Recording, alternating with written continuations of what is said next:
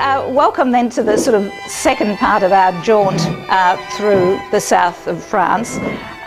Last week we were looking at the concept of light, looking particularly at the way in which it had social and scientific significance at the end of the 19th century. Remember, we were looking at the redoing of the city of Paris, this idea of light bringing health, getting rid of miasmas, light referring to modernity and to progress. So light really was connected very much with movement and with change.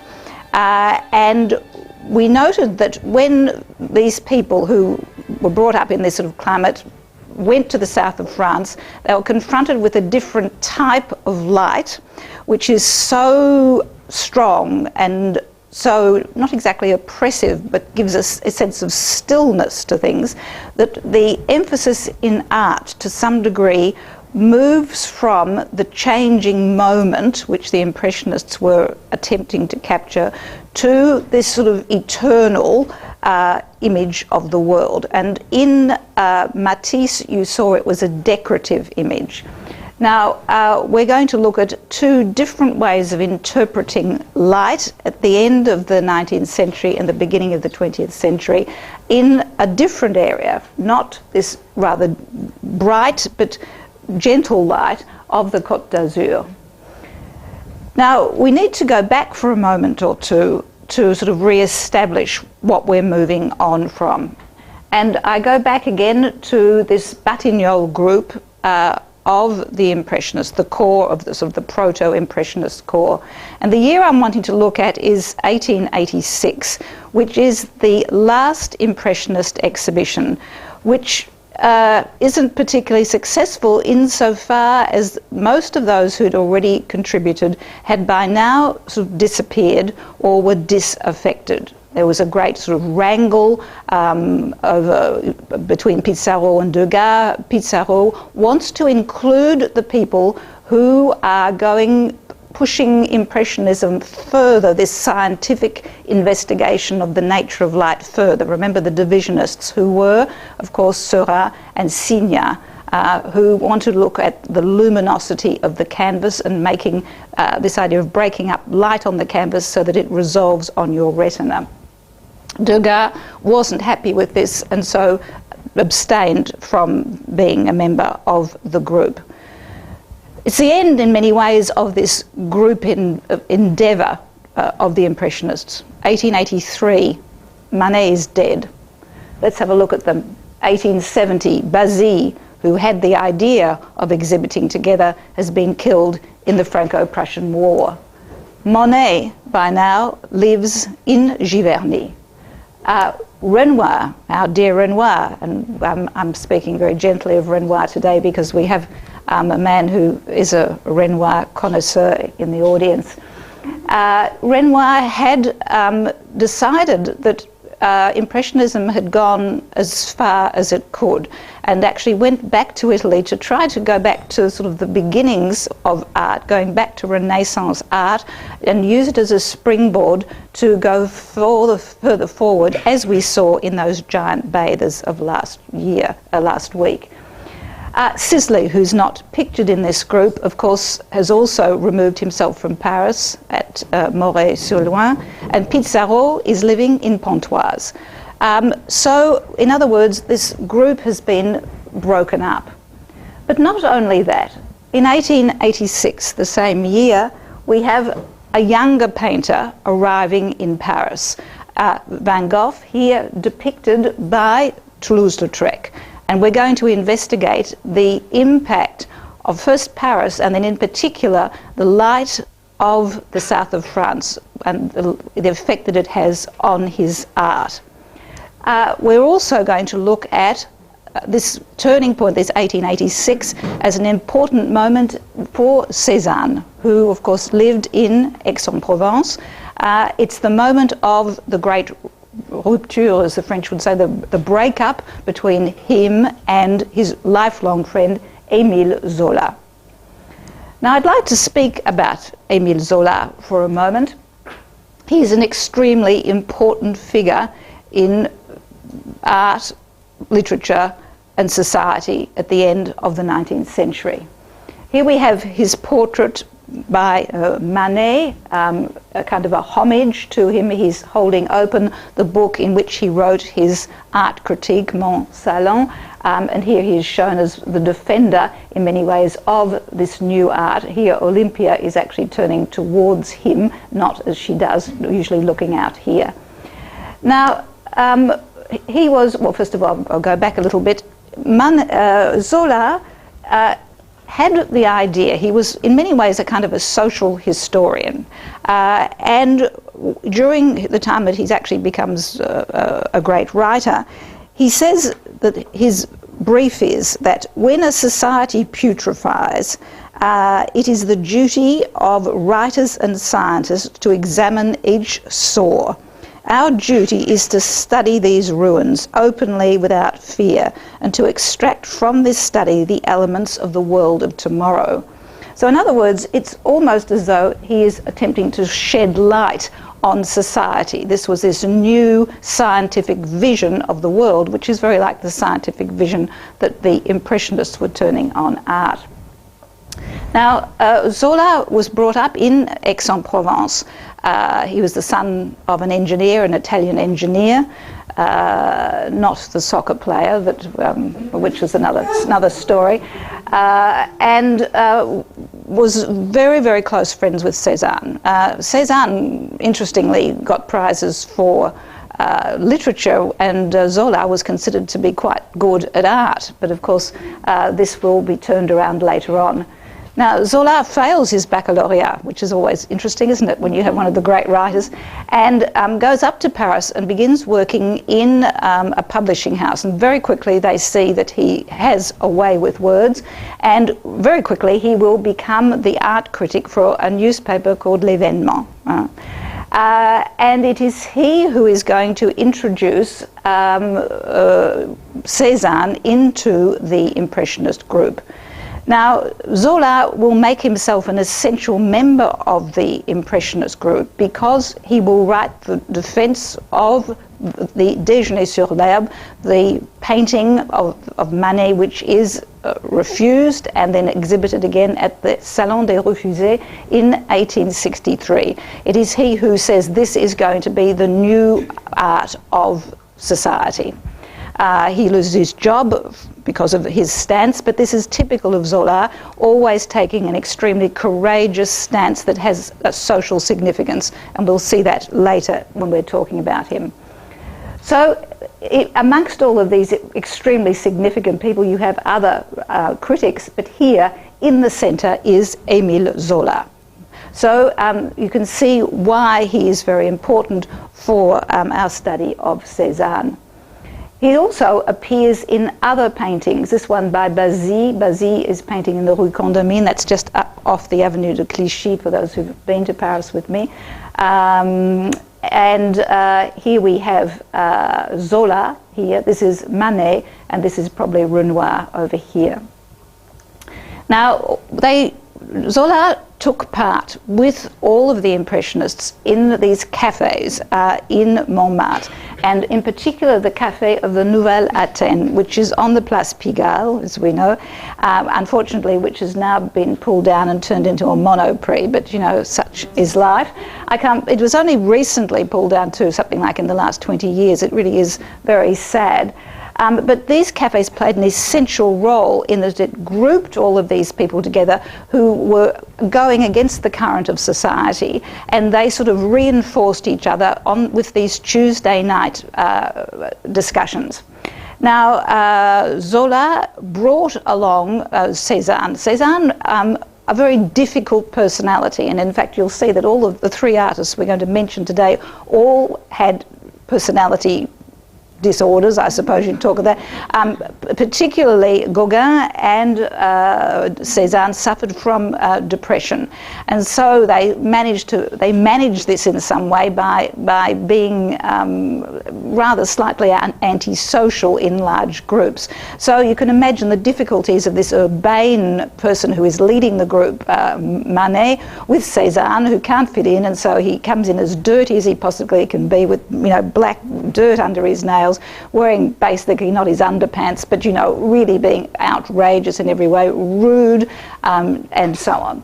So, but this of course is where Degas will paint his absinthe drinkers. So this was sort of the headquarters of the Batignolles group, and those who've been to Paris will know that you really have to only go about half a block up from Manet's studio to the Place Pigalle, to the Café de la Nouvelle Athènes. So here we have then early painting by Cézanne of Emile Zola. Now, Zola, I want to look just very briefly at his work. I mean, I know a lot of you will think, that sort of the Zola thing is a little bit like the Napoleonic thing. I can't keep away from it. It is an essential part of this art world. Now, Zola was a journalist, and so in many ways nowadays he would be what we'd call an investigative journalist. He was a writer, but he didn't ever write a book without months and months and months of note-taking on the spot, interviewing people, looking at areas, going through archives. And it means that the books in particular that he's written on Paris are just gold mines for people, for social history. It's really what it is. Now, what was interesting about Zola in particular is that he also, in the literary field, was doing what the Impressionists were doing, this idea of science, that one needed to apply scientific ideas to literature, and this is what he called naturalism. And his idea was to look at one medical idea, which was this newly discovered idea of heredity. And he looked at how heredity is influenced by environment. Now this was it is in many ways a very modern way of looking at things, and he creates his characters according to this variation of heredity and environment. And basically the whole of his work is a great criticism of the Second Empire. Now what he does is he starts out with one common ancestor, Adelaide Fouque, who's mad, who is interned as mad. Her first husband's a shrewd peasant, and so all of the offspring, and this is where they become more interesting when they come to Paris, all show elements of good business sense, but have slight madness as well, but which serves them well. So, for example, as you know, I'm very interested in the development of the big department stores. One of these descendants is this fellow here, who starts the great department store. In other words, he's a good businessman, but he's got flair. So the madness has been attenuated by his environment and comes out positively. On this side, unfortunately, the lover whom she takes is Macquart, who is an alcoholic and who is violent. And so all of this side of the family has madness, alcoholism, and violence. So not terrific. And as you get down to this third generation, that's one, two, three, the fourth generation, this is the one which is of great interest. You have they have degenerated into, one has become the great prostitute Nana, another one is the leader of the mining strike. This is a murderer, and this one here, L'Oeuvre, is a mad painter. Now, this was published, L'Oeuvre, the masterpiece, was published in 1886, and Zola drew on his childhood experiences of Cézanne and his friendship with Cézanne, and paints Claude Lantier in a very sort of not a very positive light. He's a sort of mad genius who sort of never realised his potential, commits suicide, paints his dead child, all of these sorts of things. He does mix it in with problems of the salon, and so you have elements, of course, of Manet's problem with exhibiting Déjeuner sur l'herbe. That comes into it as well. But there are also other friends of Zola from Provence who are disguised. Now, he sends, one of these copies to Cézanne. Cézanne writes him a little note saying, saying, I'll read it in memory of our past friendship. And that really is, they will never speak to each other again, although I think Cézanne does come to Zola's funeral, or perhaps it's the other way around. Yes, he comes to Zola's funeral. So this then was a major rupture or break in a connection of Cézanne with the Paris Impressionists. This is the masterpiece. Now, Zola will, of course, continue his life. He's a very successful writer. His works are translated in Italian. They're the bestsellers in Italian as well. You know, it's translated into English, even at the time. Wildly successful, and also becomes a social figure, which I won't dwell on here, but takes up the cause of Dreyfus. You know, the Dreyfus affair, where the Jewish captain is accused of espionage, and even though it's perfectly clear he's not guilty, and they have handwriting experts who show this, because of the structure of the government, the government cannot back down. It has to back the army, and society is basically split, and the Impressionist movement will be split, right? You have Degas and Renoir, who are anti-Semitic, and Degas in particular does not want to have anything more to do with Pissarro, who is a Sephardic Jew. So this has implications for the art world, but here you have Zola, who writes his letter, j'accuse, to the President of the Republic. It's all over the front page of the newspaper. He's taken to court and goes into exile. And here you have an announcement, the procès, the trial of Zola, the verdict, and it says the result of the debate: down with Jews, down with traitors, La France aux Français. This was the big thing, France for the French, right? And in many ways, Cézanne's critiques of Cézanne's work are going to actually be affected by the impression that he is still a great friend of the pro-Jewish Zola. So you're going to get a lot of the very right-wing press going always out against Cézanne because of this supposed connection, which no longer, of course, existed. Well, I want to have a look then at this town, Aix-en-Provence, which has had such an influence on the art world and the literary world, because in Zola's work he creates a town of fiction called Plassans, which is nothing but Aix-en-Provence, and all of these characters, the mad, the good, the bad, and the alcoholic, start out in Aix-en-Provence. So I want to really look at it a little bit. This is really what these lectures are in many ways, sort of giving you a kind of background to the geography and the history and how it has an effect on the art. So where we were last week was in this part of France here, right near the Italian border. Remember that in 1860 Nice becomes part of France, whereas this had always, well, not always been, but this has been part of France for a while. So this is Provence, which is divided up into 4 sections: the Var, the Alpes, Haute-Provence, Vaucluse, and the Bouches-du-Rhône, which is the main city is Aix-en-Provence. Now, I just want to look at the landscape. Now, what we emphasised when we were looking at Nice were the bright colours of the sea and the very, very bright colours of the flowers. Well, in Provence you have a very stark landscape. It doesn't have any, we'd hardly say the Côte d'Azur is soft, but it's not as stark. You have these limestone mountains and hills which sort of stick up out of very, very dark green foliage. It's a different colour green from the Côte d'Azur. So it's a much more sombre, in many ways, landscape from that point of view. But the light is even stronger, right? Everything seems to stick out in 3 dimensions, and you can see this here, this effect of this geometry of the Mont Saint-Victoire. And this is extremely important when you're actually looking at Cézanne's work. Right, he's going to be someone who is going to try and reduce the surface plane or objects to their geometric forms, and in many ways usher in Cubism. And there is an influence of the landscape on this.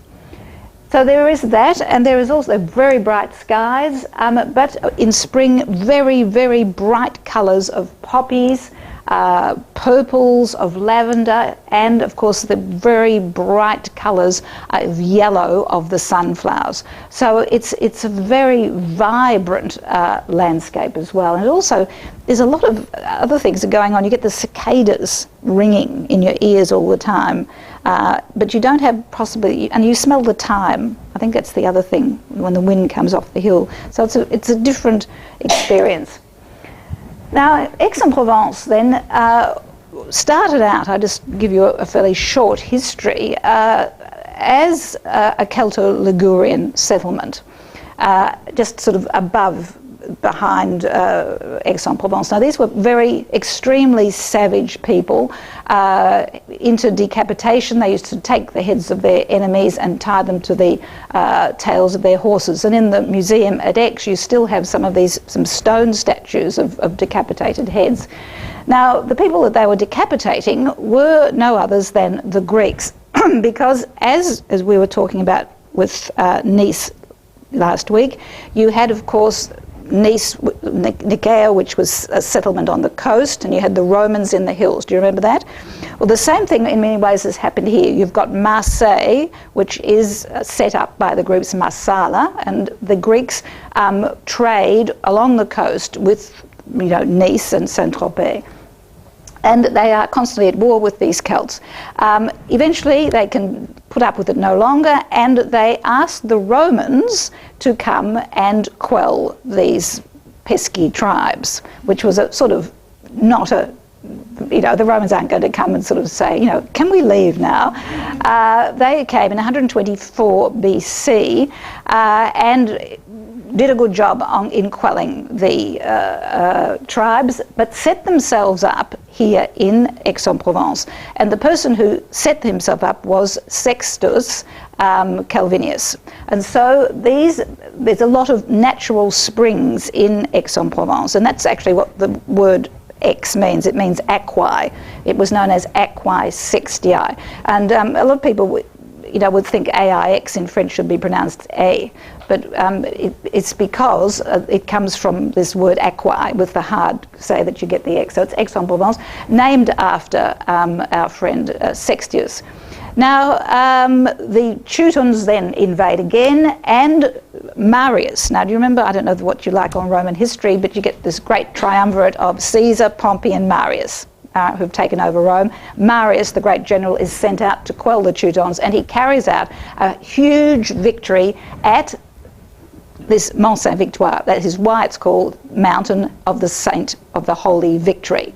Right, it wasn't holy in those days, that was up, but that's what it refers to. And so many Teutons were massacred that evidently the fields were sort of really very fertile with all the dead bodies afterwards. Now there was about 400 years of Pax Romana in which you get the city flourishing again with fountains absolutely everywhere. And I think that's what you notice about Aix-en-Provence. So there's sort of this tinkling of water, and this one here is a warm thermal fountain. Now, the plague comes through, the Roman Empire falls, the Saracens come, we won't go through all that. What's of significance is to look at sort of Europe in the 13th century. Now, as we were saying last week, of course, you can see where this part here, Nice, still belongs to the Kingdom of Sardinia. Italy, of course, hasn't been constituted, as it will, in 1850s. France, of course, isn't constituted as it is nowadays. You actually have most of France here belonging to the English, all of with Eleanor of Aquitaine and so on. And this part that we're interested here constantly falls either to the Counts of Toulouse or to the Counts of Catalonia, and constantly being taken between one and the other until 1247, one of the daughters, you see daughters are very useful, of the Count of Catalonia, marries into the Anjou, the Franks, who are going to become the major dynasty of France.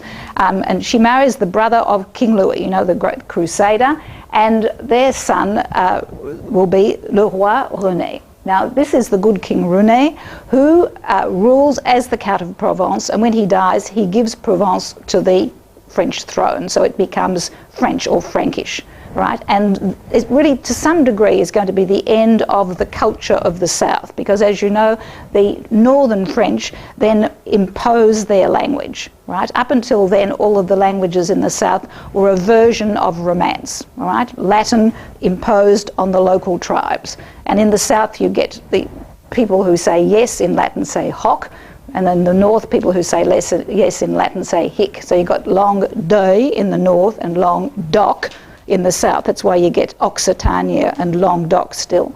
And so I think it's in 1547, the langue d'oeil, or what we now call French, is imposed on the whole of the French hexagon, and sort of ends the flourishing courts, you know, the troubadour courts around Toulouse and so on.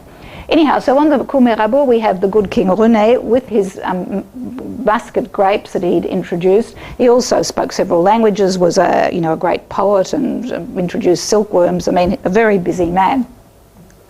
Now, I just want to look at Aix-en-Provence.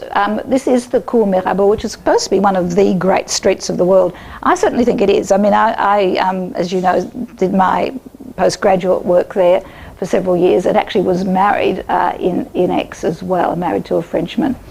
Now, I just want to look at going up through this part here. You can see that it's completely different. This is a sort of medieval, late Renaissance part of the world, and over here you're going to get what happens in the 17th century, because the Provence was made, it had its own parliament, and was quite an important centre in the 17th century.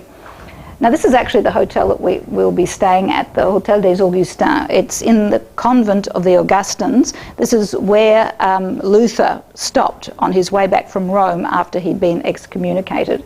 And what is interesting about it is the wrought iron clock tower, because one of the great scourges of Provence is the Mistral. You know, this is this wind which blows. It's incredibly strong, and having a kind of filigrees at the top of bell towers wasn't a good thing. So they're all very open with this sort of wrought iron work, and you'll see this throughout Aix and throughout Provence.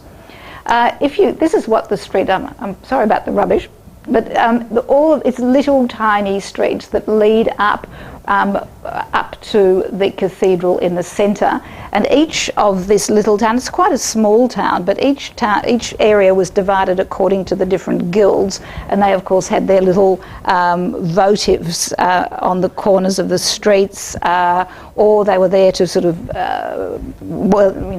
fend off the plague. See what I mean? These fountains, every tiny little square has a fountain. This is the fountain of the prêcheurs. You have the fountains of the tanners, and so on. You have much more majestic houses. This is Place d'Albertas. Again, the streets going up to the main square with the town hall clock, with this strange sort of wrought iron affair.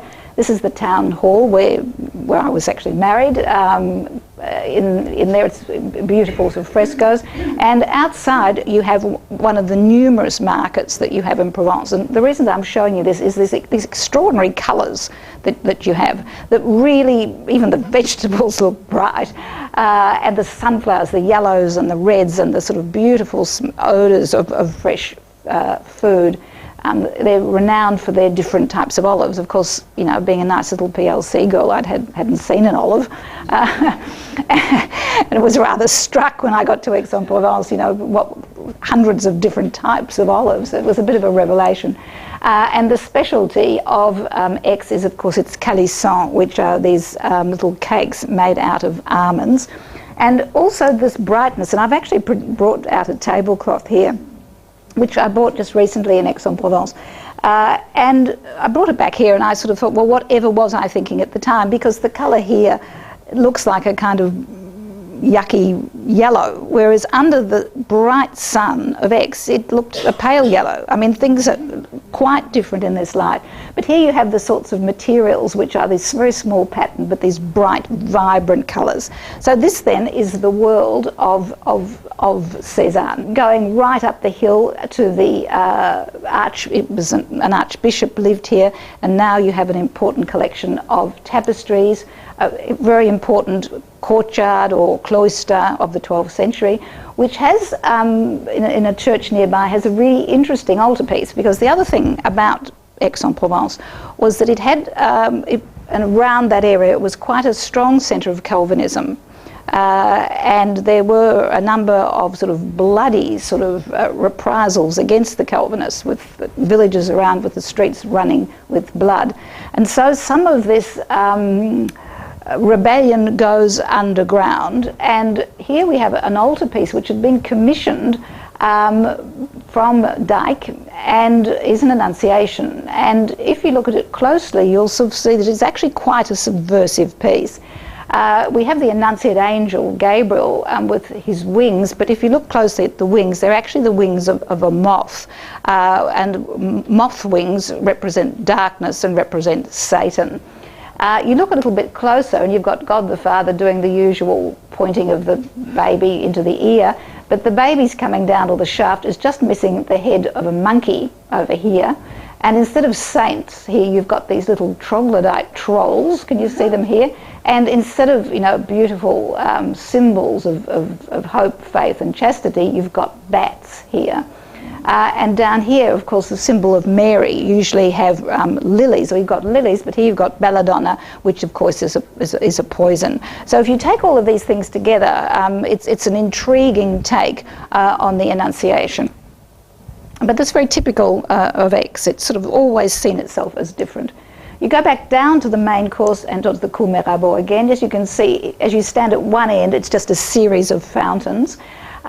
And on the other side, why is it called the Cours Mirabeau? Because it's named after the Count of Mirabeau, who was one of these larger-than-life figures at the time of the French Revolution.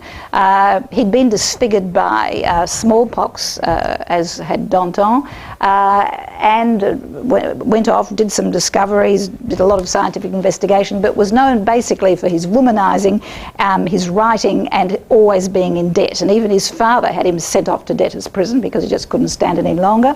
I think 3 or 4 times he was in prison, had to plead for his life, got terribly bored while he was in prison, wrote erotic novels to someone called Sophie, was in the same prison as the Marquis de Sade, who of course is also writing The Tribulations of Sophie, obviously a different woman.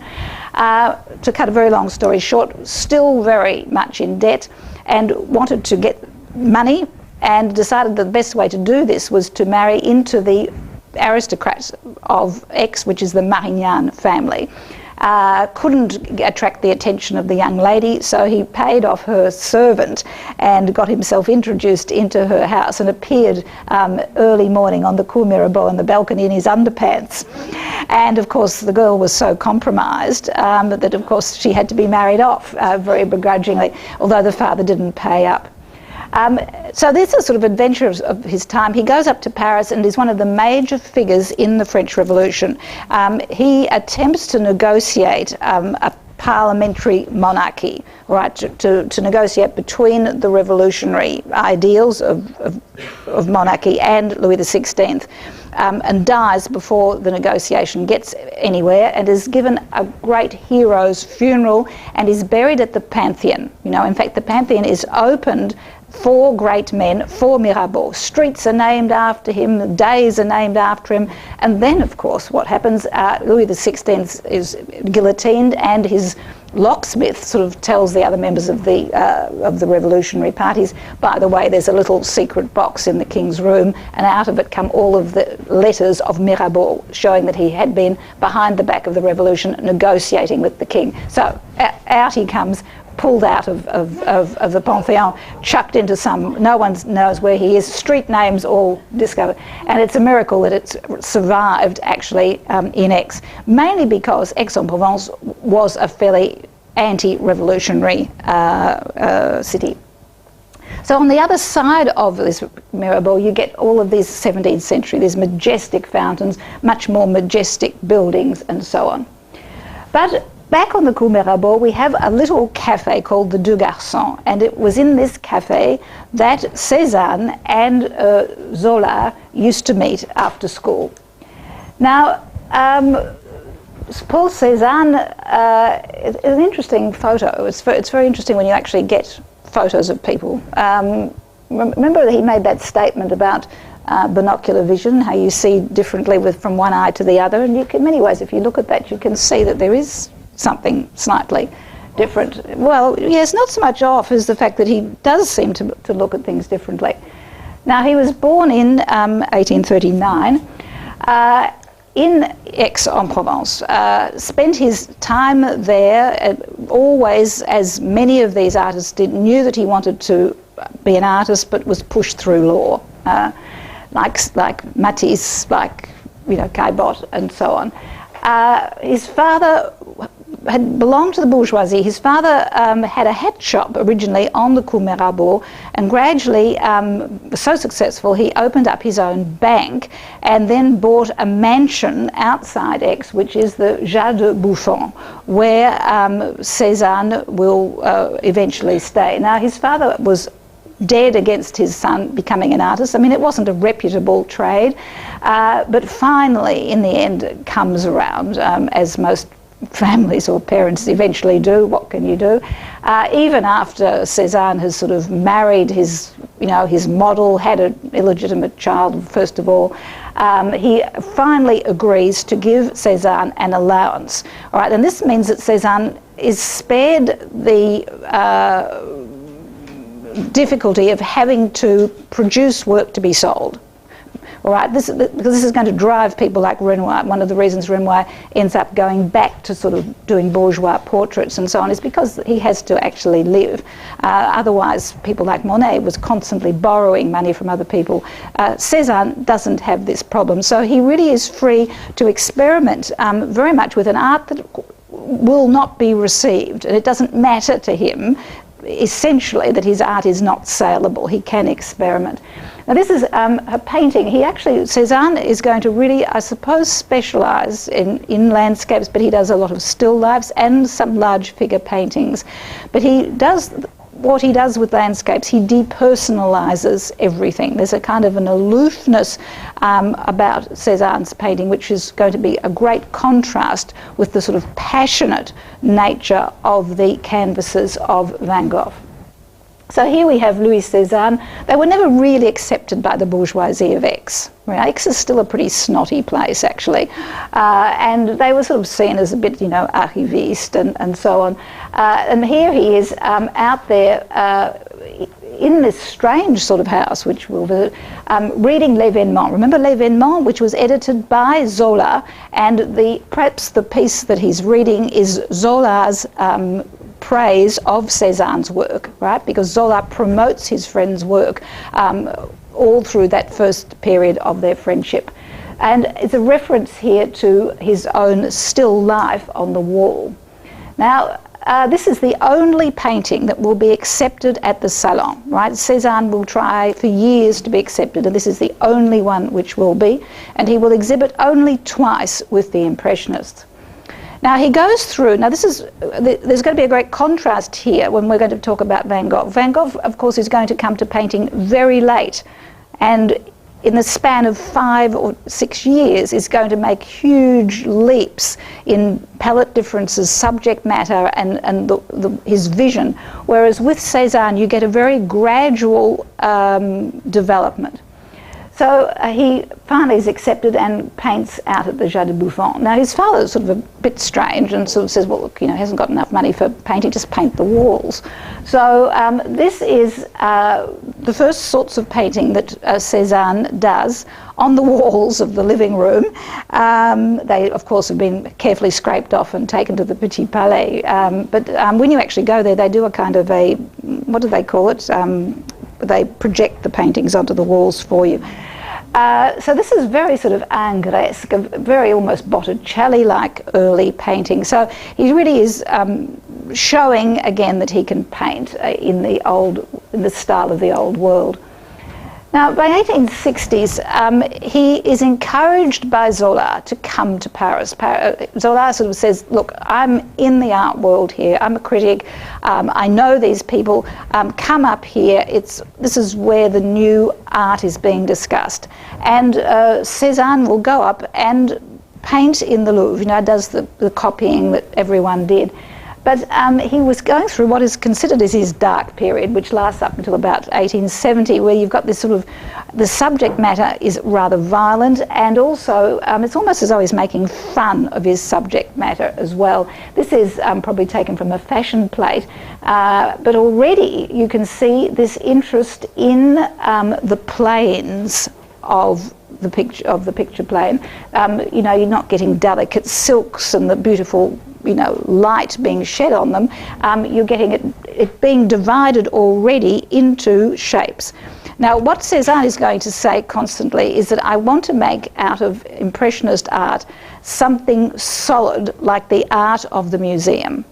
In other words, what Cézanne is going to really try and do is to give structure to art, which he thinks has been lost during the Impressionist movement.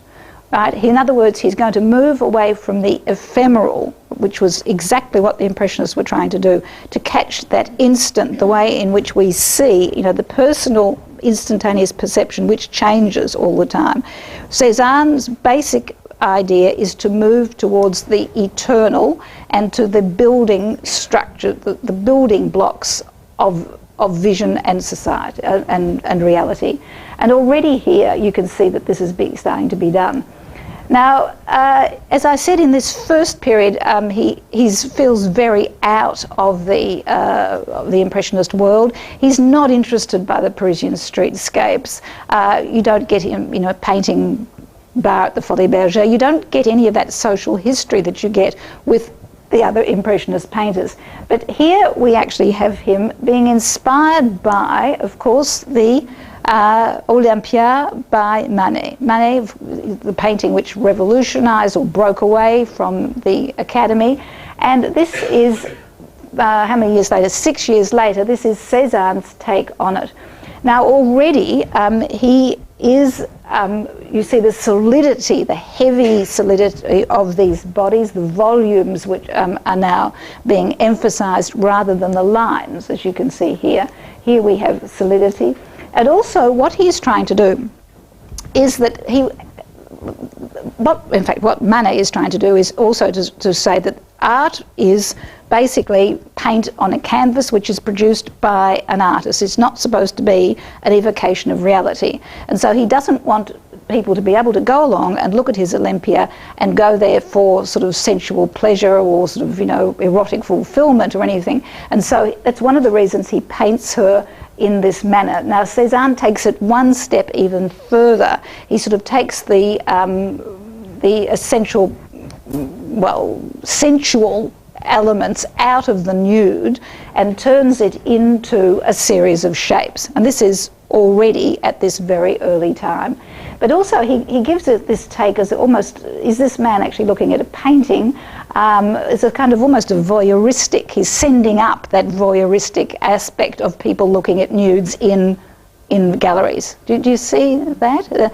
It's this I don't like what you're doing, this nastiness. And these, again, already he has these still lifes which are going to be very important, but a very dark palette, as you can see, very, very dark. Now, in this dark period, he's also going to paint rape scenes, murder scenes. Then people don't know about them very much. When you think of Cézanne, you do think of Mont Saint-Victoire and so on. But he goes through this probably a period of depression that he was going through. Anyway, one of the things that does happen to him when he's in Paris is that he links up with a very important member who is Camille Pissarro, who other members of the group say he was such a good teacher he could teach stones how to paint. And he, of course, because he's too poor, he's married his mother's maid, so his family have virtually cut him off from their inheritance, has numerous children, can't exist in Paris, and has gone to paint at Pontoise. And this is Camille Pissarro, and this is Cézanne. Gauguin will also come by here. It's not as though it's not a colony or anything, but they come to listen to the what Pissarro has to say. And it's under Pissarro's encouragement that he will begin to lighten his palette. All right, and this is what's going to happen also with Van Gogh when he comes to Paris and meets the Impressionists. Immediate effect on the palette. But this, so far, we're still in the north, you're still around Paris. But you can see here what he's done. But already at this time, if you look at the two paintings, quite a few of you have struggled up the Côte des Boeufs at the Hermitage, you know, probably still in rehab after. But here you have very much more a representation of what it sort of looks like, but already the trees even are being reduced to a kind of pattern or line, and you're getting shapes also appearing here. I just wanted to show you this one here, the House of the Hanged Man, which is in Auvers. He was also at Auvers-sur-Oise. And in 1873, it's still quite early, he is now concentrating on planes rather than perspective. So you actually get three planes. The foreground plane, which is this and this, all right, which are painted in a very rough way, almost with a spatula. The second plane, or what do you call it? Well, I suppose that the plane is this here, and the third one, which your eye is focused on, comes through this picture of Auvers-sur-Oise here.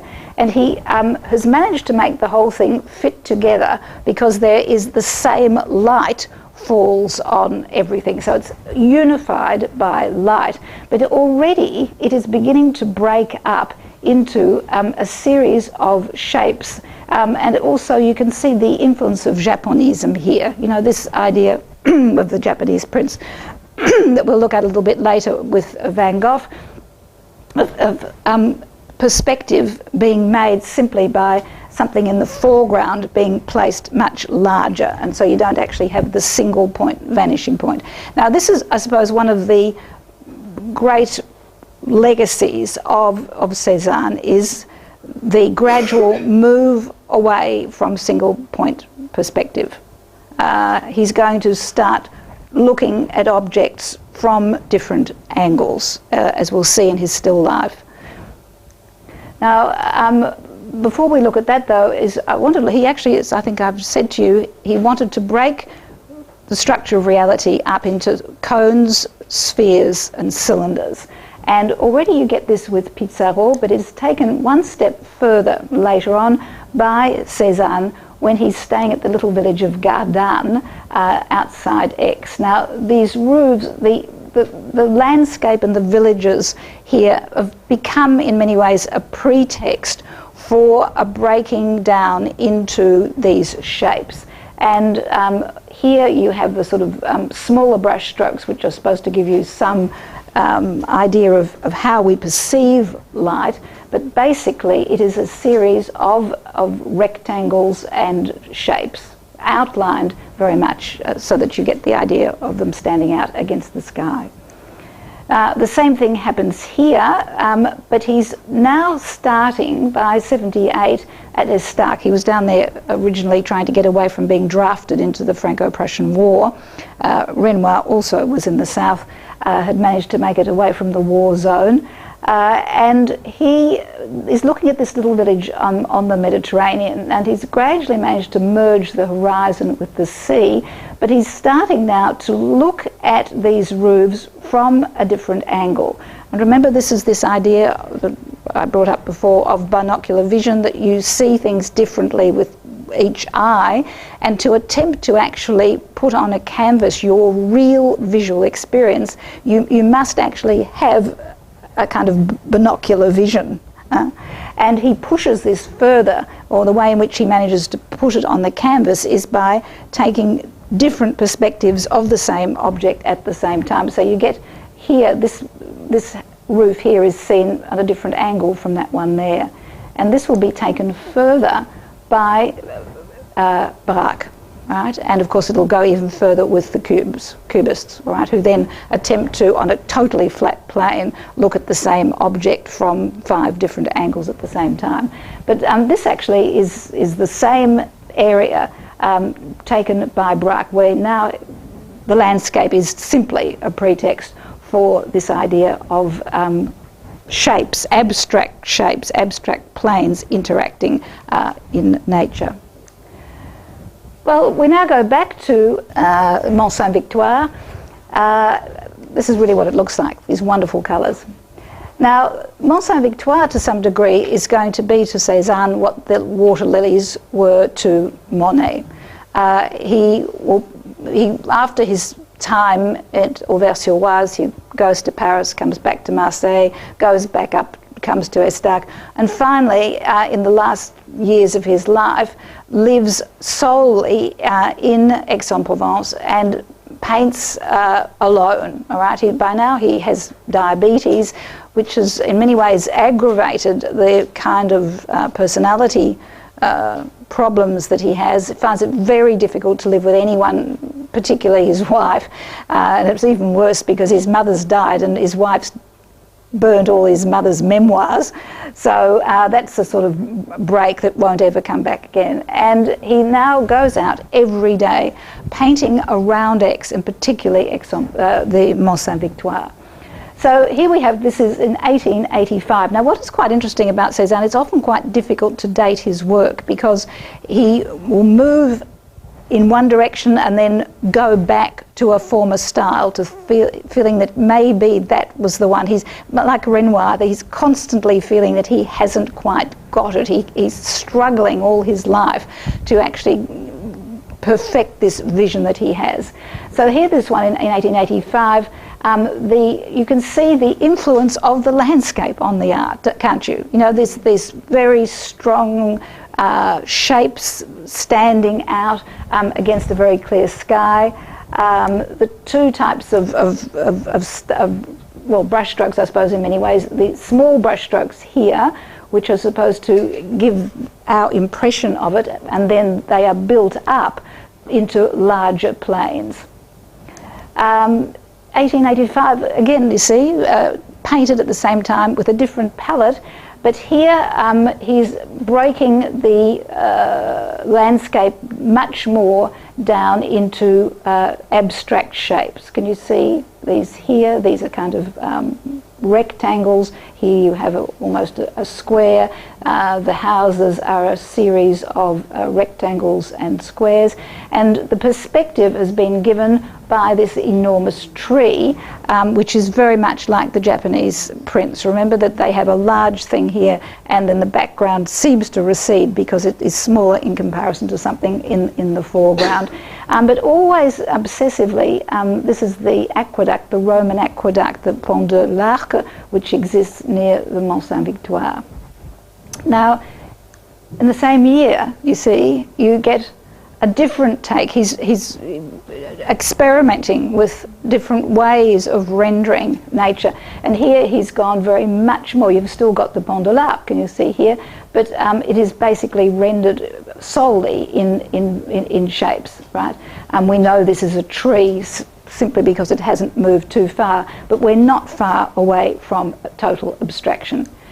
Now, it's interesting that Renoir, who is searching for a new style at the time that he's settling in Cagnes-sur-Mer, comes and stays with Cézanne. You know, I can't imagine what they'd have had really in common, I suppose, apart from interest in paint. But this is Renoir's take on the Mont Saint-Victoire. Now, interesting how different personality and different vision changes. Now, of course, Renoir is still very interested in the capturing of light, right? And that really is in many ways what this canvas is about.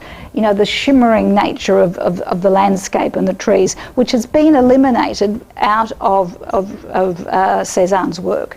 Cézanne gets rid of the present, right? He's trying to go towards these eternal structures. Whereas Renoir is still in the present. You know, you can sort of feel the shimmering nature, you can see the difference. You know, it's a much more sensual approach to the same subject. And this in 1904 will be not one of the last, but getting towards the end of his career. The mountain is simply, again, the pretext for a canvas which has now been divided into cubes and cylinders and colours bouncing off each other. Now, at the same time, one of the other places that he is very interested in is the Bibemous quarry, where I was abandoned. Here it's ideal for someone who is just looking at shapes, because you have the great, it was quarried by the Romans, and you have these bright colours. It's a fabulous place to go. It's a pity that one can't get there except by helicopter. And it's these bright orange or ochre slabs. Now, if you actually remove these trees, just get rid of those trees, they really are the only figurative detail in this canvas. Otherwise, this could simply be an arrangement of shapes on the canvas. And sort of the thing about Cézanne's work is, though, that it comes at you from the canvas. It's a very convincing. Now, the other work that he's interested in, I'll have to move along a bit faster, is the human body, and as I said before, he is going to attempt to treat the human body as any other object in reality, that it shouldn't be treated as, in any different way from an apple or the mountain. And so he struggles to empty it of all sort of sensuality, of all sort of historical references, and has probably not succeeded particularly well yet. However, you see this formation. He will come back again and again to the same formation. He's already trying to show the same woman from three different angles. All right, it's not the cubism where you've got the same object shown from three different angles, but it's an attempt. So you've got her front on, sort of sitting down, and side on, and back on. Now, this was the painting which had inspired Matisse. Remember, he had this in his house and uses it for his inspiration of Luxe comme volupté, which is painted in this divisionist style. Well, in 1906, Cézanne comes back to the great bathers, and you'll notice, we saw last week with Renoir, that these great bathers' paintings seem to be an obsessive motif. It's sort of Western art. One of the great motifs of Western art, revisited the female nude in nature, like the nymphs and shepherds and so on, revisited in a new way. So it's an important subject to be able to master in the new style. And here he has, you see the same structure that you had in that first baigneuse, but now we have a whole series of women shown from different angles. It's not the same woman, but here she's on the front, there she's sort of half here, there she's on the side here, she's on the side, there she's from the front crop, there she's a slightly different position here, and this woman is that woman there turned around. So by now then he is treating the human body the way he treats Mont Saint-Victoire. He's discovered by Ambroise Vollard, who at the very, very late in Cézanne's life will dedicate a one-man show showcasing Cézanne's work, and Cézanne's work does enter the consciousness of the art world, and by the time he dies he is considered an important figure, and of course he's considered very important by Picasso and Matisse, who said he is the father of us all. Now this is at the end of his life. He wants to get away from people and sets up a little studio up on the hills of Aix-les-Laves, and you can still go in there today. It's set up as it was with his still lifes, which he painted also, which is the third area of his art. Now, there are a whole series of these. This is the most well-known of these, and he becomes fascinated by apples that sort of continue to that live in their own life. This idea of trying to look at an apple, get rid of the paradigm of what an apple looks like, try and create it as a series of interlocking spheres and so on.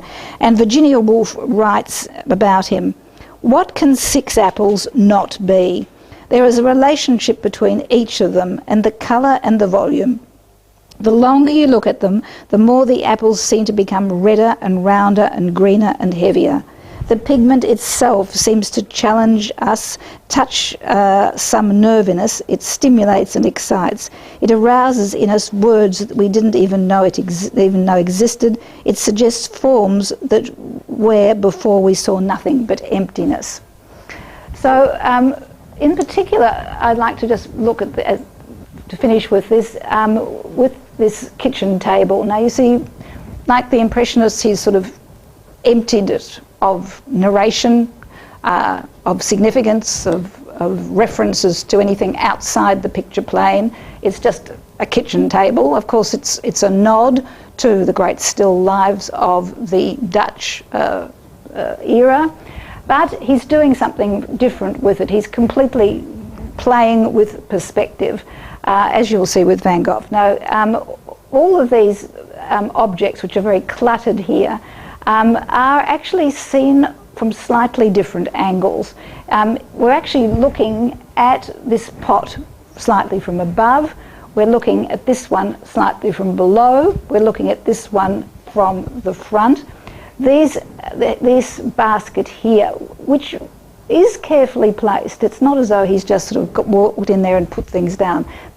These objects carefully relate to each other. You've got the wicker here relating to the basket handle there. You've got this shape relating to that one there. You've got the flowers here relating to those there. And all of it is in this unlikely sort of perspective which has been completely destroyed. Right? It looks like a perspective, but of course it's a totally unreal one, because you've got a chair sort of sitting over the top of the basket. There's really no room for the basket there to fall off. Where is this actually sitting? Do you know what I mean? It's really deliberately destroying our concepts of linear, at least one point perspective. And all of these objects fall towards us through the folds of the brilliant white napkin. So this then is the great sort of contribution of Cézanne, I suppose, depersonalising and taking apart the picture plane. Now this is going to be something very different with the other person who is really inspired by the colours and the landscape of the South. This is a, I think, wonderful portrait of Van Gogh by the Australian John Peter Russell, who of course had a great influence, as we saw last week, on the art of Matisse. Van Gogh actually lived with him in a street near Rue de Condamine, in Rue Hélène actually, up off the Boulevard de Clichy. Now, we'll talk about Van Gogh in a moment, but the town which is going to inspire him, or in particular the landscape, is going to be around Arles. Arles, which was one of the great Roman centres of Narbonensis. It still has a wonderful amphitheatre, a theatre, a kind of a colosseum. It has temples, many of which have remained. And also because it was also a great area for Christian saints. There's a number of saints who were here, Saint Trophime. It actually wasn't very far from the sea and was used as a port. And the Crusaders actually used to leave from France to go off into the Crusades. And so you have a number of saints' relics which are here, which are brought back. This is Saint Trophime. It's a wonderful, wonderful cloister with these Romanesque sculptures on it. It was also a centre which wasn't particularly pro-revolutionary, which means that much of the Romanesque statuary and architecture still remains. And so it was this place that Van Gogh will repair when he goes to the south in 1888. Now, there are two or three things that you need to remember. We've been talking about heredity with Zola and how he based his great series on this idea of heredity and environment. There are three things with Van Gogh that I think are extremely important in his family. That he comes from a family of pastors, people who were ministers in the church. So there's this very strong belief in the presence of God in the universe and the manifestation of God, the manifestation of the divine in nature. The second thing which is very important is that he actually comes from a very artistic family. He has a cousin who is a painter, an uncle who is an art dealer, and of course his brother Theo, who is an art dealer in Paris. So we have these things, and also in the family there is a certain amount of mental instability, or not exactly mental instability, but certainly possibly schizophrenia. Certainly other people had committed suicide. So there's all of these things which are in the background of Van Gogh and are going to affect his perception of reality, and why, I suppose, the South, with its brilliant sun, is going to mean so much to him, and why it is going to really transform his art, because it's almost a pagan meeting with the brightness of light. And of course people who are depressed, I think, often are advised, are they not, Richard, to actually go to light. It's supposed to have some effect on the melatonin in your brain or something. So what is really interesting then is, very, very briefly, his life. He starts out is apprentice more or less to his uncle, an art dealer, feels that this isn't really his calling, and has this sense always of a calling in life. Something that he has to immerse himself in, wants to become a preacher in England. It is really told in no uncertain terms that his personality doesn't suit that, and then goes and dedicates himself to the poor in a mining town in the Netherlands, and really always wants to sort of kind of osmosis between these people that he's working with and himself. So there's this kind of missionary zeal that he has, and he starts painting very late in his life. There's probably, from the time he actually starts, there's only 17 years, but from the time that's when he starts drawing, more or less. But when he produces his first significant canvas, the Potato Eaters. So what we have here then is an extremely dark canvas. I mean, it's dark from the point of view of the palette. Really, the subject matter as well, even though they're looking relatively, well, not cheerful, but not too downcast. There's a real sense of the darker struggle of life. The life is something to be gotten through.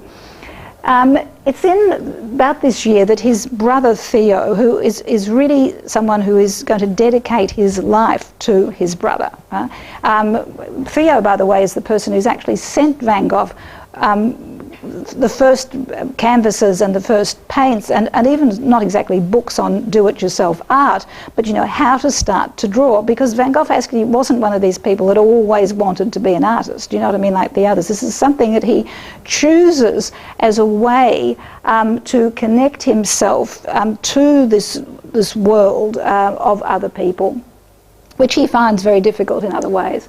So he arrives in 1887 in Paris, and of course meets the Impressionist group and is immediately affected by them. So he's someone who is very influenceable in many ways, who absorbs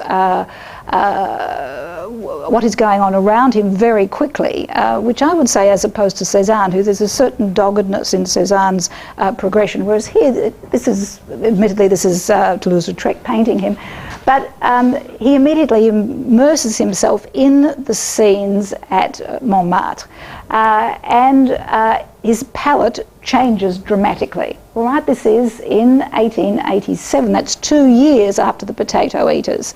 So what do we have here? We have a canvas which is vibrating with light. So in other words, he's influenced now by the Divisionists, by Signac, whom he's met, and the other Impressionists, particularly Toulouse-Lautrec, and he's met Gauguin as well, and he's met Pissarro. the ideas that are going on. He's meeting in the cafes, he's meeting a group of people who discuss, what is the meaning of art. And so being drawn out of his solitary pursuit of the drudgery of life and trying to find a meaning of God's purpose in the north, he's suddenly into this, sex, drugs and rock and roll of Paris. And this is from the Rue Le Pic, where he lives with Theo. Theo's life, as I said, is dedicated to him. He'll never be able to leave his job or actually strike out on his own, because all his life he's going to have to support his brother. So it is Theo, no, it's not actually Theo, it's the meeting with Gauguin and other painters, for example, in Provence, in Montmartre, that makes Van Gogh decide that it would be a good idea to go to the south, where the light is extraordinarily bright, and to set up an artist's colony such as been set up by Gauguin in Brittany at Pont-Aven, where you get that wonderful Fauvist painting. And so here you see these two paintings are painted in the same year. You see the experimenting with the different styles. There's the sort of pointilliste, and here is much more, he's been influenced by Gauguin in many ways, right? You have the larger areas of colour placed one on top of the other. This was a lady, an Italian lady, who consented to put up, as you can see, his paintings in her cafe. So he actually, even though he wasn't accepted into the salon or anything like that, he exhibited with other painters on the Petit Boulevard. So in 1888, he arrives at Arles, which in many ways was quite a run-down town at the time. Now, he has already been affected by the art of Gauguin, right? Gauguin and the members of the Pont-Aven school were using colour now to express emotions or express reactions to the environment. So, can you see the difference from the potato eaters of 3 years before, coming up to this painting in the yellow house in Arles? Now, of course, it wasn't a yellow house, all right? He sees it as yellow because he sees the South in terms of, I suppose, of rebirth, this idea of the light and the sun, and this kind of possibilities, the endless possibilities of interpreting reality in a new and joyous way. So this is why it is yellow, and of course we have this sort of the brightness of the sky behind. What is quite amusing, unfortunately this was bombed in the Second World War and no longer exists. It's during this time, of course, that he waits now for Gauguin and others to arrive. The other members of the painting group have decided they just simply don't want to go. Gauguin's not particularly keen, but he's going to be not exactly bribed, but encouraged by the fact that Theo, the unrelentlessly hopeful Theo, has told Gauguin he will try and exhibit some of his paintings at his art gallery if he will go down to be with his brother, and in fact I think also pays for part of his trip. So Gauguin will eventually arrive and stays for about 10 weeks.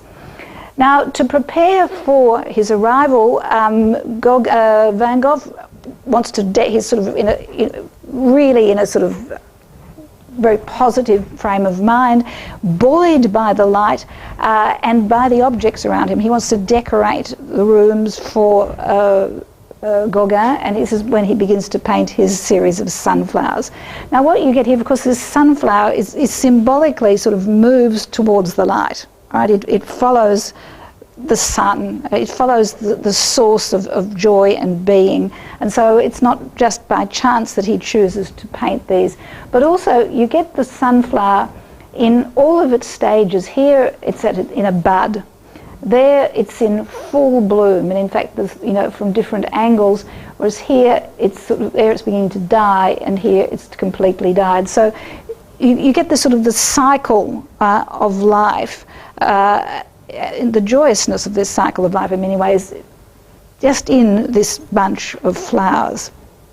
By now, of course, he's again flattened out his the picture plane, and is relying on colour to transmit this message.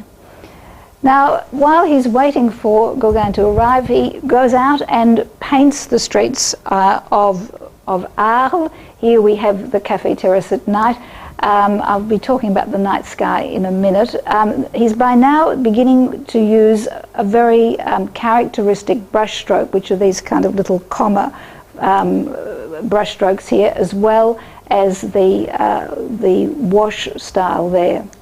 What I think is quite funny is that the people of Arles now have, there's very little of his original places left, but they've actually painted the cafe yellow, which of course it wasn't. It was the bright light that was of interest.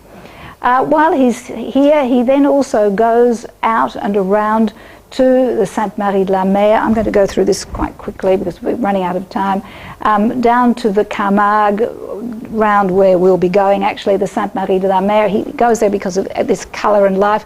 There you have the legend of Provence, where these three Marys were supposed to have arrived: Mary Magdalene, Mary Jacobet and Mary Salome, and their black servant Sarah, who is the patron saint of the Gitanes. And on the 24th of May, all the Gitanes descend on the area, and there's this, they carry the saints out to the sea. You'd think you're in Spain, actually. It's all bulls, bullfighting and white horses and all of that sort of thing. But all of this vibrancy, of course, attracts Van Gogh. Now, it's in 1888, Gauguin finally arrives. Now, Gauguin himself is not an easygoing character. He is part Peruvian, and his grandmother, which I found out quite interestingly, was no one else but Flora Tristan, who was one of the first feminists writing about the rights of women, which is a bit ironic considering the underage people that Gauguin will finish up with anyway. But he, of course, is someone who is also, he's a depressive person, and who has abandoned his wife. He was quite a successful stockbroker in Paris, or his wife abandons him, whatever is his family. She leaves with her 5 children, and he, of course, then decides to dedicate himself to his art.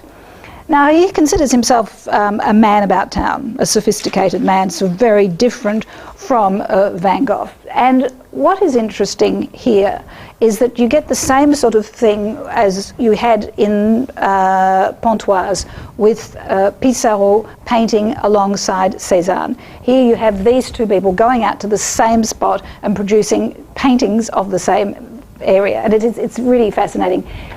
What you have in Arles is what is called the Alisson. I'll show you here. It's the old burial ground of the Roman burial ground, with very, very ancient sarcophagi lining it. And you have up here, there is actually a Romanesque church. Now, they paint this side by side, and the differences are quite amazing. Gauguin is into this sort of art which will eventually become synthetism, which is, or cloisonné type of art, where you have bright patches of colour outlined with dark lines. And he's actually chosen a single point perspective here. Actually, you can see that you go off into the distance and there's the Romanesque church behind. He has some people. Cool colours on one side, dark colours on the other. But the colours, of course, are totally non-realistic. Right, so this move, from the interesting colour of the Impressionist into what is luminosity with the Seurat and the Divisionist, now into colour as not representing reality at all, but representing something else, your reaction to it. And Van Gogh paints the same thing, but is always much more interested in the interaction of man and nature.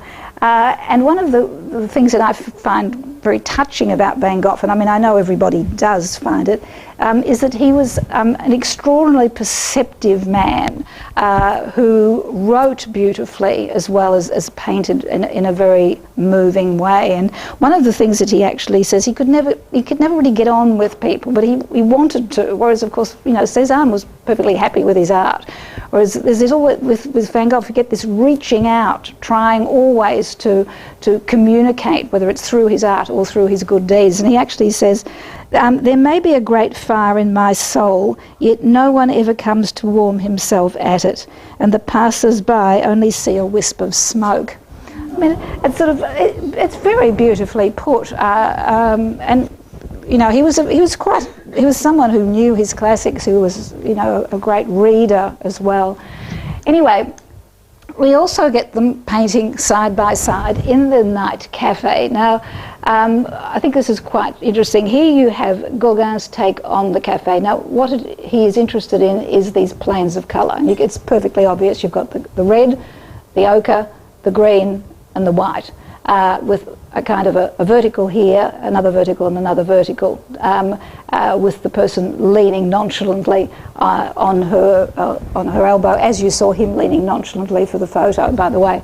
So that's the way in which Gauguin sees it, in a quite a cold way, the breaking down of the picture plane. Whereas Van Gogh, it's an extremely personal approach. So, in other words, what I'm trying to compare these, not just these two artists, but also with Cézanne, is the aloofness of Cézanne, the search just for structure, whereas the search with Van Gogh is to, you know, communicate the experience, the emotional experience of the place.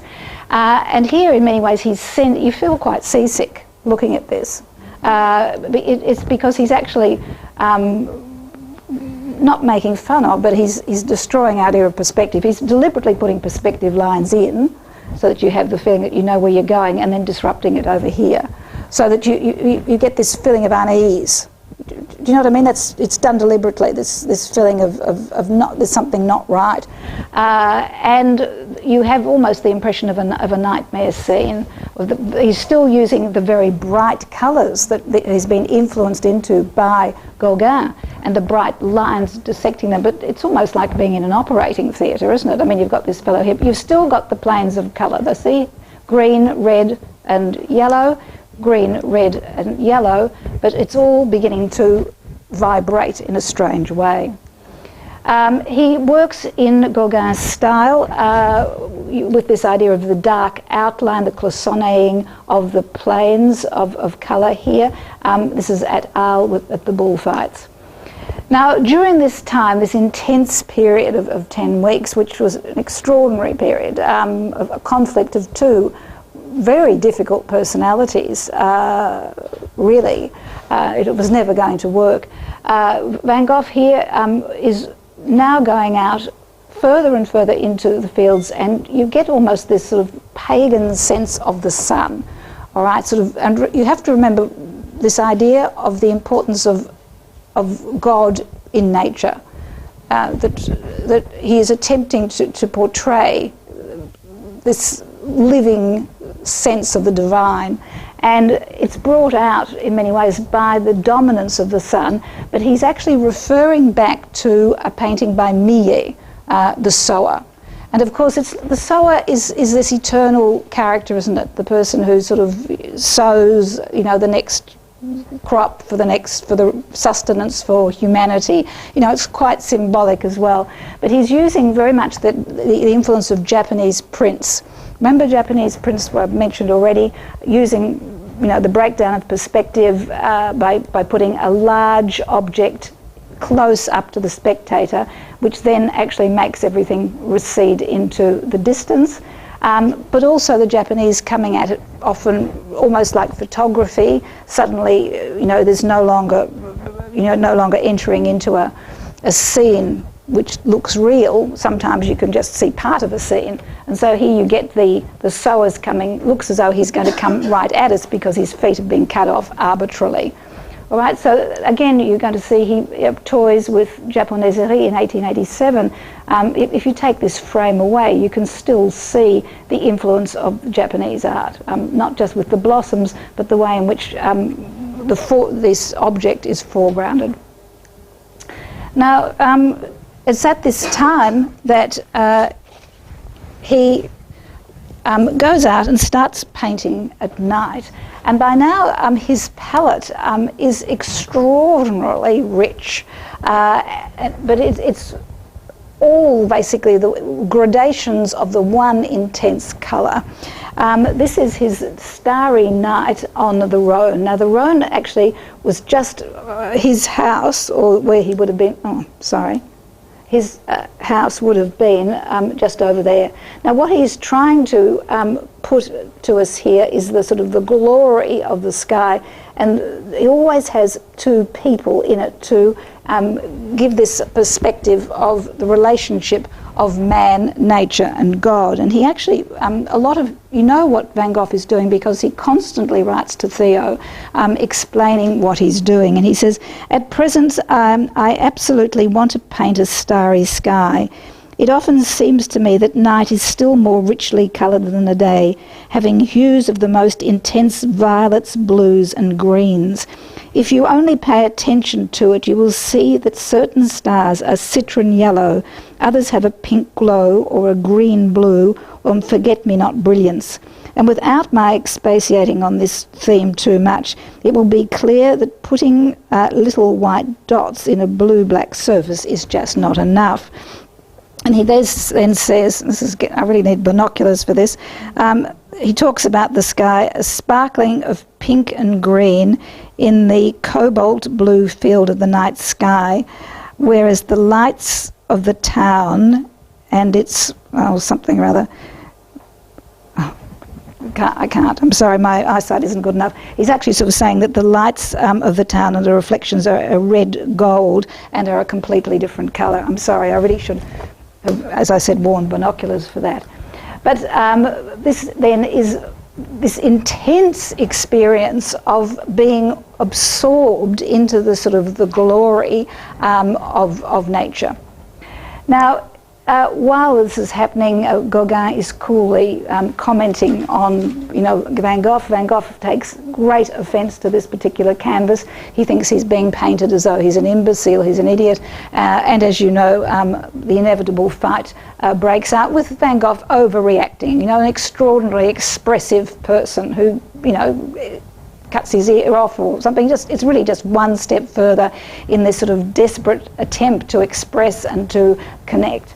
And he is placed at the Hôtel Dieu, which is in an old monastery in Arles. And of course, at the time, there was no such thing as doctors who were specialists in mental health. There was no real understanding of differences in mental disorders, and so everyone was just putting together. People who thought they were dogs, people who were bashing their heads against walls, people who were melancholics, were just all put in together, and evidently it was literally like bedlam. And poor Van Gogh trying to get himself back together again. And manages to do this by painting this extraordinary cloister. Now, of course, there's all these elements of Japonism here with the tree giving structure to the rest of the canvas.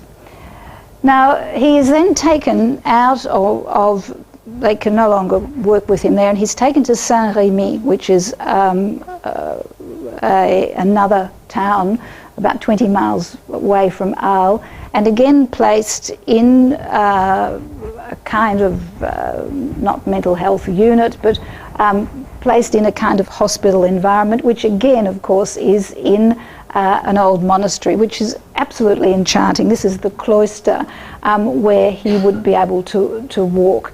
And it's from there that he will do some of his most amazing paintings. Now, when you actually go to this monastery at Saint-Rémy, it's quite moving. You feel particularly as you're walking around the olive trees outside that you are in the canvas itself. It's one of the only times I've ever actually felt that, this absolute shock of the way in which he's portrayed it is the way you feel it. So it's really quite extraordinary. So you can actually stand and see these same trees with the same mountains in the background, with the sun, this beating down on you, this sort of intense feeling of life and joy in many ways that irradiates the place, even at the time when he was possibly at one of his lowest ebbs. The shadows themselves seem to dance and have as much reality as the trees. And here he has developed this very, very small brush strokes which now animate the canvas so much, so that it is so different from those cold, structured canvases of Cézanne, going to the eternal. Here we're also trying to look at the eternal, but an eternal spiritual meaning as well. It's this energy, whatever it is, that animates nature, which is what Van Gogh has finally managed to portray in his canvases. Now he finally does this with the irises, as you know by now. This explosion of colour and beauty really knows no boundary. It spreads across the picture frame, it absorbs you into it, and seems not to beginning or end. Now he will take these, what he has seen with him when he finally leaves Saint-Rémy. He's discharged from Saint-Rémy, and on the advice of his brother again, is sent to Auvers-sur-Oise, back to where, of course, Cézanne had painted with Pissarro, and where Gauguin had also met Cézanne. It's all a very small world in many ways. But he was sent there not because of the artists who'd been there, but because of a Dr. Gachet, who was supposed to have been interested in mental health. In fact, he'd written a treatise on homeopathy, and he was interested in art himself. And his idea of a cure was to work extremely hard. Well, maybe it's not such a bad idea, really, absorbing yourself in your work. So here we have, in the much cooler light of the north of France, this same sort of passionate intensity which his art has developed into, this attempt to express the eternal nature of man's relationship to the world. People have read a lot into this, you know, the path that doesn't lead anywhere, the fact that there's crows and all of that, but whether that's significant or not, who will ever know? It's certainly one of the last canvases, or one of the last canvases that he paints before he decides to fire a revolver into his head in the field. So it was clearly premeditated. He'd taken it out with him, but again, like everything he did, slightly misjudged it, and of course then lingered on in agony for a number of days. But before he actually does this, he actually has written to Theo about this canvas, and he said, I see vast fields of wheat under troubled skies. I need not go out of my way to try and express the utter sadness and extreme loneliness that I feel. Now, one of his other things that Van Gogh had felt was that he had never managed to leave anything behind. He had no children, really. What was he going to leave as a significant contribution for having lived? And the art critic Simon Sharma has said, well, in actual fact, what he left, apart from his canvases, was the development of Expressionism. Here we have, in 1893, Munch, who was in many ways taken off from where Van Gogh leaves, with this attempt to express one's reaction through technique.